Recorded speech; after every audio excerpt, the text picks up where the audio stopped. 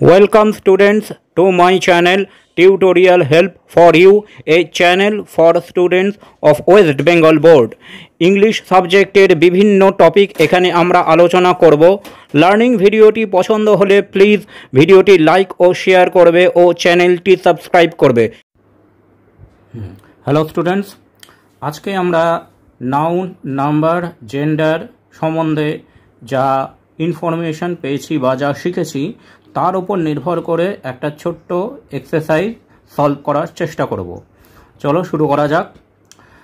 দেখো, প্রথমে বলেছে state the following nouns are singular or plural, অর্থাৎ এইখানে যে ওয়ার্ডগুলো আছে, যে নাউনগুলো আছে, সেইগুলো সিঙ্গুলার না প্লুরাল সেগুলো উল্লেখ করতে হবে। চলো দেখা যাক। প্রথমে হচ্ছে বার্ডস। বার্ডস প্লুরাল, বার্ড হচ্ছে সিঙ্গুলার, এস যোগ করে হয়েছে প্লুরাল, তাহলে আমি এখানে লিখব plural.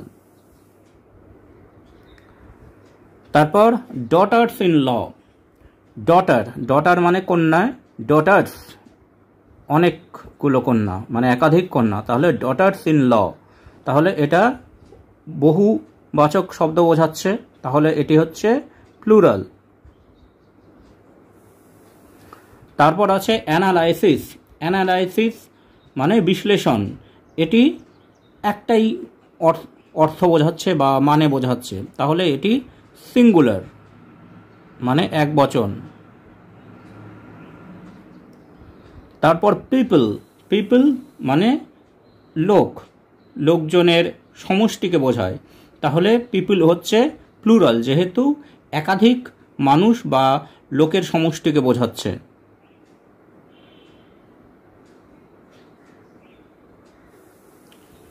Information.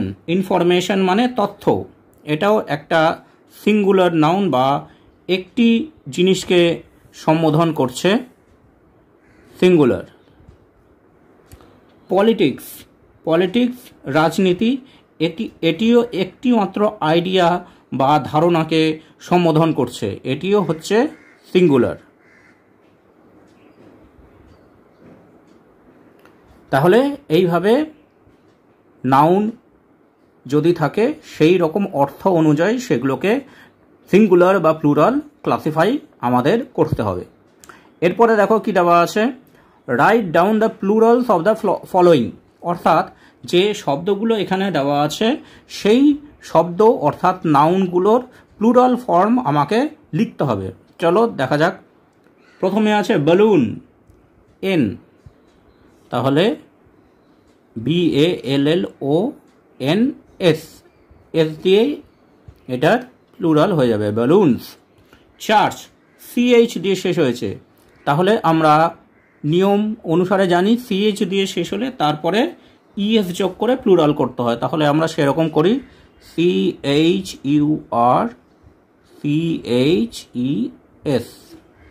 Diary, diary Y আছে, ওয়াই থাকলে আমরা জানি ওয়াই থেকে যদি সিঙ্গুলার থেকে প্লুরাল করতে হয় তাহলে প্লুরাল করার সময় ওয়াইটা উঠিয়ে আই বসিয়ে ইএস বসাতে হয়, তাহলে ডায়েরি থেকে DIARIES, ডায়েরিজ। উলফ, এফ দিয়ে শেষ হয়েছে, এফ যদি থাকে সিঙ্গুলারে তাহলে প্লুরাল করার সময় এফ উঠিয়ে VES বসাতে হয়, WOLVES, উলভস। লিফ, এখানেও সেই একই নিয়ম, LEAVES, লিভস। ফ্যামিলি, এখানে ওয়াই দিয়ে শেষ হয়েছে, তাহলে আমরা এর আগে ওয়াই বানান যে ওয়ার্ডে ছিল সেটা যেমনভাবে করেছি এটাও আমরা সেভাবে করব, ওয়াই উঠে গিয়ে আই বসলো, তারপরে ইয়েস, ফ্যামিলিজ। আচ্ছা, এর পরের প্রশ্নটি কি আছে, put the following noun in the proper column, অর্থাৎ এখানে যে নাউনগুলি দেওয়া আছে বা শব্দগুলি দেওয়া আছে সেইগুলি প্রপার কলামে আমাদেরকে লিখতে হবে। আমরা দেখতে পাচ্ছি এখানে ম্যাসকুলাইন, ফেমিনাইন, কমন, নিউট্রাল লেখা আছে, অর্থাৎ এখানে জেন্ডারের শ্রেণী বিভাগটা আমাকে করতে হবে। তাহলে আমরা ওয়ার্ডগুলো দেখে নিই, নাউনগুলো দেখে নিই কি দেওয়া আছে। নাই অর্থাৎ ভাইজি, তাহলে এটি হবে ফেমিনাইন। স্ত্রীবাচক শব্দ বোঝাচ্ছে নাইস। তারপরে হচ্ছে পিকক। পিকক অর্থাৎ ময়ূর। ময়ূর, পিকক আমরা জানি, কক অর্থাৎ পুরুষবাচক শব্দ, তাহলে এটা ম্যাসকুলাইনে বসবে, পিকক। তারপরে আছে চাইল্ড। চাইল্ড মানে শিশু, বাচ্চা, ছেলেও হতে পারে মেয়েও হতে পারে, অর্থাৎ এটি কমন, চাইল্ড। তারপরে আছে স্কুল, বিদ্যালয়। এটি মানে প্রাণীবাচক নয়, অপ্রাণীবাচক, সেজন্য এটি নিউটার।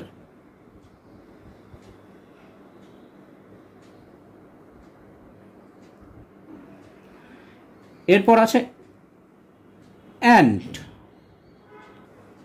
অ্যান্ট অর্থাৎ পিঁপড়ে, এটি ফেমিনাইন অর্থাৎ স্ত্রীবাচক শব্দ, তাহলে এখানে কলামে আমরা লিখব অ্যান্ট। তারপর আছে মঙ্ক মানে সন্ন্যাসী। সন্ন্যাসী অর্থাৎ পুরুষ, তাহলে ম্যাসকুলাইন, এখানে ম্যাসকুলাইনের কলামে লিখব মঙ্ক। তারপর হচ্ছে প্যারেন্টস।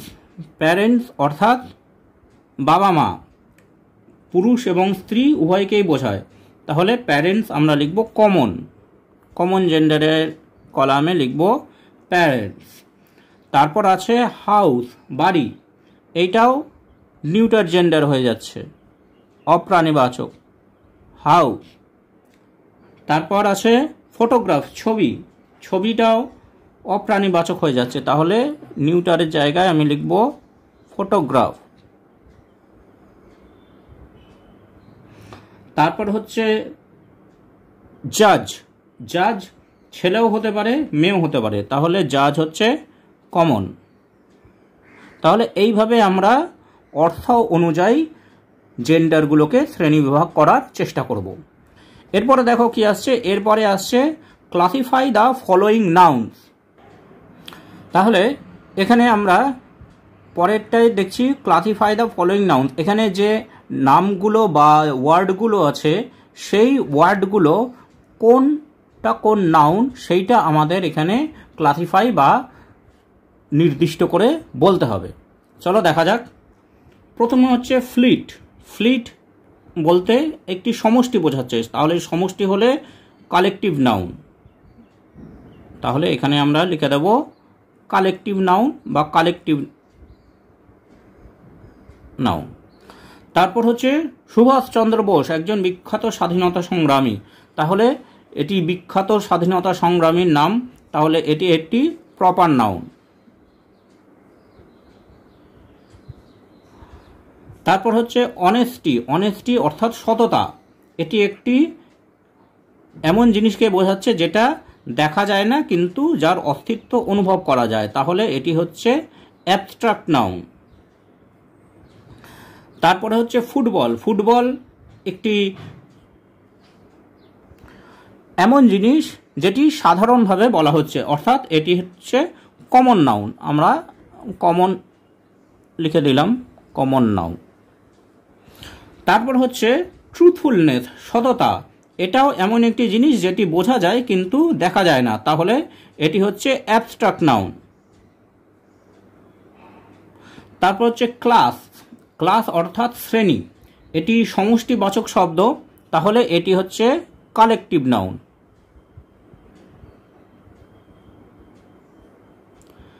তারপরে আছে বেঞ্চ। বেঞ্চ একটি বস্তুবাচক শব্দ, তাহলে বস্তুবাচক শব্দ হলে বা নাম হলে আমরা জানি সেটা হয় ম্যাটেরিয়াল নাউন।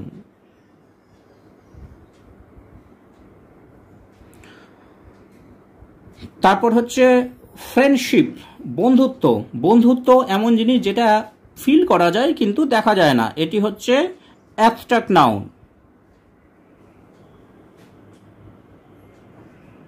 তারপরে টিচার। টিচার সাধারণ অর্থে ব্যবহৃত হয়, এটি হচ্ছে কমন নাউন। এরপর শ্রীনগর। শ্রীনগর একটি বিশেষ জায়গার নাম বা একটি শহরের নাম, এটি হচ্ছে প্রপার নাউন। তাহলে আমরা এইভাবে কোনো নাম বা ওয়ার্ড দেওয়া থাকলে তার অর্থ অনুযায়ী সেইগুলো ক্লাসিফাই করার চেষ্টা করব। এরপরে দেওয়া আছে change the gender of the following word, অর্থাৎ এইখানে যে শব্দগুলি দেওয়া আছে বা নাউনগুলি দেওয়া আছে তার জেন্ডার আমাদেরকে চেঞ্জ করতে হবে। যদি ম্যাসকুলাইন থাকে ম্যাসকুলাইন থেকে ফেমিনাইন, আর যদি ফেমিনাইন থাকে তাহলে ফেমিনাইন থেকে ম্যাসকুলাইন করতে হবে। চলো দেখা যাক। অথর, অথর লেখক লেখিকা, অথরেস, RESS, অথরেস। হোস্ট, হোস্ট থেকে হয় হোস্টেস, ESS যোগ হয় হোস্টেস। নাইস, ভাইজি, ভাইপো, নাইস থেকে হয় নেফিউ।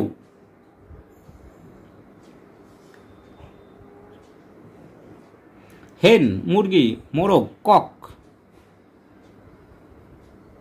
মেল, ছেলে, ফিমেল, মেয়ে।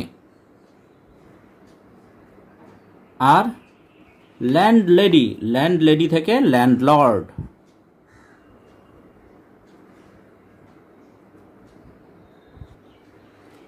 এইবার তারপরে প্রশ্নটা আমরা দেখি। এখানে বলা হয়েছে write down the appropriate collective noun, অর্থাৎ সমষ্টিবাচক যে নামটি আমরা ব্যবহার করি কোনো দল বা কোনো সমষ্টি বোঝাতে, সেইগুলো এখানে আমাকে লিখতে হবে। এখানে লেখা আছে এ ড্যাশ অফ উলভস, অর্থাৎ নেকড়ের দল, তাহলে a pack of Wolves. A dash of keys, চাবি, চাবির গোছা, তাহলে bunch, bunch of keys. A dash of বিজ, অর্থাৎ মৌমাছির ঝাঁক, সোয়ার্ম অফ বিজ। এ ড্যাশ অফ ফিশ মানে মাছের ঝাঁক, এ শোল অফ ফিশ। তাহলে আমরা এগুলো এইভাবে সমাধান করার চেষ্টা করব। এবার শেষে বলেছে রাইট দ্য প্লুরাল ফর্ম, অর্থাৎ সিঙ্গুলার ফর্মগুলোর প্লুরাল ফর্ম আমাদেরকে লিখতে হবে। এইখানে চলো দেখা যাক। প্রথমে দেওয়া আছে ইঞ্চ, ইঞ্চ থেকে ইঞ্চেস, CH দিয়ে শেষ হচ্ছে, CH দিয়ে শেষ হলে আমরা জানি তারপরে ES বসে, ইঞ্চেস। নিউজ, নিউজ অর্থাৎ খবর, নিউজ এটি সিঙ্গুলার বা প্লুরাল একই অর্থে ব্যবহৃত হয়, নিউজ। টুথ, টুথ, টুথের ক্ষেত্রে ভাওয়েলটা চেঞ্জ হয়ে যায়, টিথ। উম্যান, এখানেও তাই ভাওয়েলটা চেঞ্জ হয়ে যাবে, উইমেন। বেবি, ওয়াই দিয়ে শেষ হয়েছে, তাহলে ওয়াইটা উঠে গিয়ে আই বসবে, তারপরে ES, বেবিজ। আর অক্স, অক্সেন। তাহলে এইভাবে আমরা নাউনের নাম্বার, জেন্ডার বা বিভিন্ন অনুশীলনী এইভাবে সমাধান করার চেষ্টা করব। আজকে তাহলে এখানেই শেষ করি। তোমরা ভিডিও দেখতে থাকো, গ্রামার শিখতে থাকো। কোনো জিজ্ঞাস্য বা প্রশ্ন থাকলে অবশ্যই তোমরা কমেন্ট সেকশনে কমেন্ট করে জানিও। Thanks for watching this video. তোমরা ফেসবুক এবং ইমেলে কন্ট্যাক্ট করতে পারো।